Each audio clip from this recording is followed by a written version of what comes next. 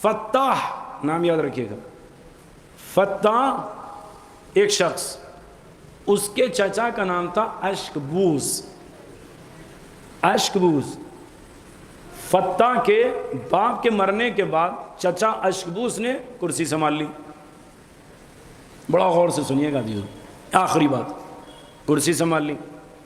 فتح نے کہا چچا اشکبوس یہ جگہ میری ہے. تو فوراً چچا نے کہا بیٹا تم نے کبھی جنگ نہیں کی، کبھی کوئی اچھا کارنامہ انجام نہیں دیا، اگر میں تجھے کرسی دے دوں، تخت دے دوں تو یہ وزیر اور دیگر سپاہی حملہ کر دیں گے، لہذا ایک جری کو کرسی پر بیٹھنا ہوگا. تو فتح نے کہا میں کروں کیا؟ کہا سن میں ایک کام دیتا ہوں، اگر وہ تو کر دے تو میں کرسی بھی دے دوں گا، اپنی بیٹی سے شادی بھی کرا دوں گا. کہا کرنا کیا ہوگا؟ کہا یثرب، مدینے کا پرانا نام. کہا یثرب میں ایک علی نام کے شخص ہے، استغفر اللہ خاتم الدین الیاذ باللہ، ان کا سر قلم کر کے لاؤ تو میں تمہیں تخت بھی دے دوں گا، بیٹی بھی دے دوں گا. غور سے لفظ سنیے گا.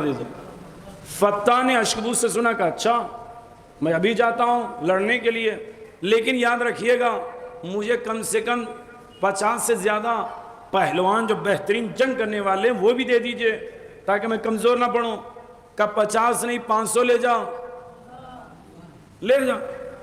اب یہ سب تیار ہوئے، ٹکڑی آگے بڑھی، یہ چلنے لگے. راستے میں یہ بات ہو رہی کہ حملہ کیسے کریں گے، اگر یہ یثرب کے اندر داخل کیسے ہوں گے، وہاں سے علی کو لائیں گے کیسے، جنگ ہوگی کیسے، قتل ہوں گے کیسے، سر پیش کیسے کریں گے، بڑی فکریں ہیں. ادھر سے فتح چلا اور ادھر سے لا فتح کا شہنشاہ چلا. ادھر نبی نے کہا علی جو لباس میں ہو اس کو بدلو، عام آدمی کا لباس زیب تن کرو، جیسے عام باہر یثرب کے باہر کھیتی باڑی کرتے ہیں ویسے ہولیے میں جائیے. کہا یا رسول اللہ خیر تو ہے؟ کہا علی آج وہ آپ سے ملنے والا ہے جو آپ کے سائے کی طرح آپ کے ساتھ رہے گا. کہا اچھا نبی کا حکم. علی ابن ابی طالب علیہ السلام نے حلیہ بدلا، نکل گئے. ادھر سے فتح جب علی آگے گئے، نبی نے کہا سنو علی اپنا شجرہ نہ سب کچھ نہ بتانا، ذہن میں رکھیے گا دیزو، کچھ نہ بتانا جب تک کہ وہ ایمان نہ لا لے. کہا ٹھیک یا رسول اللہ لبیک، کہہ علی چلے. ادھر فتح تیزی سے آیا، اس نے کہا اگر ہم سیدھے یثرب میں داخل ہوں تو ممکن ہے ہزاروں کا لشکر ہم پر ٹوٹ پڑے. کہا پھر کیا کریں؟ کہا 1-2 دن باہر قیام کرتے ہیں، پہلے اچھے سے جانکاری لے لیں کب علی کہاں جاتے ہیں، کہاں رہتے ہیں، کہاں بیٹھتے ہیں، کس سے ملتے ہیں، پھر اوپر اس کے بعد جا کر حملہ کریں گے. کہا ٹھیک ہے. خیمے میں لگائے، 3 فرسخ دور مدینے کے، تقریباً 12 سے 15 کلومیٹر دور یثرب کے خیمے لگا لیا. پورا لشکر تیار ہے جنگ کرنے کے لیے. ادھر سے فتح انتظار میں ہے، ادھر سے لا فتح کا بادشاہ شہنشاہ ولایت مدینے کے باہر یثرب کے باہر نکلے عام غلیے میں. تو ابھی بانچیر فتح میں اس کے لشکریوں میں ہو رہی تھی. کسی نے کہا دیکھو یہ یثرب کا رہنے والا ہے، یہ کچھ نہ کچھ علی کے بارے میں جانتا ہوگا، انہی کو پکڑ لو. آئے ان کے پاس، کہا بھائی رک جاؤ. فتح تیزی سے آگے بڑھا، کوئی سوال نہیں پوچھے گا میں پوچھوں گا. کہا بسم اللہ کرو. آگے آیا فتح. فتح نے کہا یہ بھائی تم کہاں رہتے ہو؟ کہا میں یثرب کا رہنے والا. کس جگہ رہتے ہو یثرب میں؟ کہا بنی ہاشم کے محلے میں. کہا علی کو جانتے ہو؟ تو امام نے اپنے آپ کو دیکھا، کہا مجھ سے اچھا علی کو کوئی نہیں جانتا. کہا اچھا ہم نے سنا ہے علی اشجع العرب ہے. کہاں؟ کہ علی دکھتے کیسے ہیں؟ نسب بتانا نہیں ہے جب تک کہ کلمہ نہ پڑھ لیں. امام نے اپنے آپ کو دیکھا کہ جیسے مجھے دیکھو، علی ایسے ہی دکھتے ہیں۔ اس نے کہا سنا علی بن ابی طالب کو حروب جنگ کے تمام فن آتے ہیں؟ کہاں؟ کہ طاقت بہت ہے؟ کہاں؟ کہ جنگ بڑی خوب کرتے ہیں؟ کہاں؟ کہ تم بتا سکتے ہو کیسے جنگ کرتے ہیں؟ کہ کیوں؟ کہ میں اشکبوس کا جانشین بننا چاہتا ہوں، وہ کرسی میری ہے، تخت میرا ہے، میرے چچا نے کہا کارنامہ انجام دو، میں کارنامہ انجام دینے آیا۔ کہ کس ارادے سے آیا؟ کہ علی کا سر قلم کرنے آیا۔ تو امام برجستہ کہتے ہیں جس ارادے سے آیا چھوڑ دے، وہ ہونے والا نہیں ہے۔ کہ کیوں؟ کہ علی صنادید عرب میں شمار ہے، بڑے عجم العرب میں شمار ہے۔ کہ اچھا تم تو علی کے قصیدے پڑھے جا رہے ہو، کیا تمہارا مقابلہ میں کر لوں؟ تو کیا ممکن ہے کہ اگر تم نے مجھ پر غلبہ پا لیا تو سمجھ لو علی پر بھی غلبہ پا لے ہوگے؟ کہ چلو پھر اسی پر آزما لیا جائے، پھر یثرب میں داخل ہوا جائے۔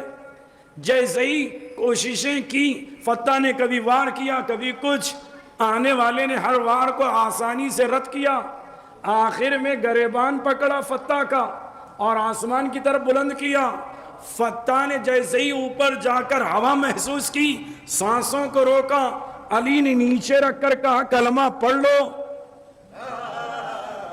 کلمہ پڑھ لو۔ تو فتح زمین پر لیٹے مسکرا کر کہتا ہے میں جانتا ہوں آپ ہی علی ہے،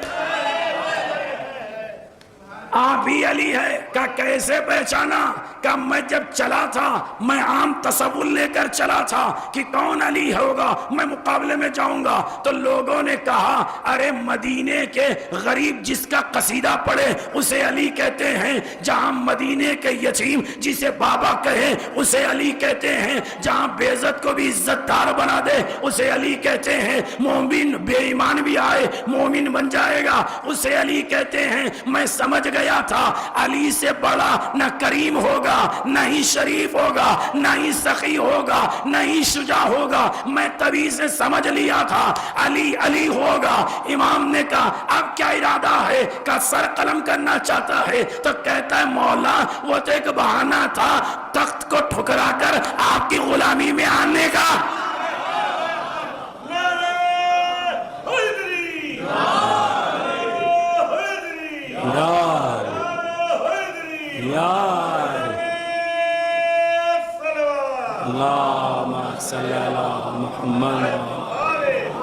مولا میں تو تخت ٹھکرا کر آپ کی غلامی میں آنا چاہتا ہوں۔ کہا کیوں؟ کہا جو علی کی خدمت میں رہے سب سے بڑا بادشاہ تو وہی ہے۔ کہا چلو نبی انتظار کر رہے ہیں، عزیز لفظوں پر غور کریے گا، نبی انتظار کر رہے ہیں، چلو۔ کہ نبی کیسے؟ کہ نبی نے مجھے بھیجا تھا، تم آنے والے ہو خبر نبی نے دی تھی، تم کلمہ بھی پڑھنے والے ہو نبی نے خبر دی تھی۔ تو ہاتھوں کو جوڑ کر کہا مولا میں چلوں گا نبی کے سامنے لیکن فتح بن کے نہیں جاؤں گا۔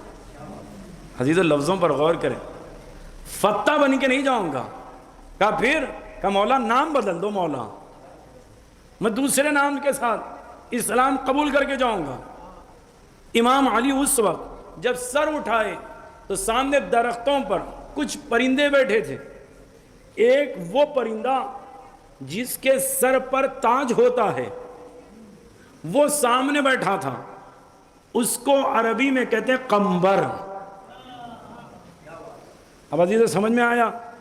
امام نے اس تاج کو دیکھا، اس بے تاج بادشاہ سے کہا آج کے بعد فتح نہیں ہوں گے، قمبر ہوں گے۔ اب قمبر بن کر چلے، میں رک کر کہوں گا قمبر فتح ہی بن کے جاتے تو تاریخ میں لکھا جاتا فتح ایک بادشاہ تھا، وہ آیا تھا اسلام لے کر اور مسلمان ہو گیا اور ولایت کا کلمہ پڑھ لیا۔ فتح کہیں گے نادان، اپنے نام کی حیثیت کچھ نہیں ہے، علی جو نام دے دے بس اسی پہ افتخار ہے۔ اب پتا چلا جو نام کے پیچھے دوڑتے ہیں وہ تختوں کے والے ہیں اور اپنا نام کھو کر خدمت کرنا چاہتے ہیں وہ علی والے ہیں۔ ایک صلوات پڑھے محمد آل محمد۔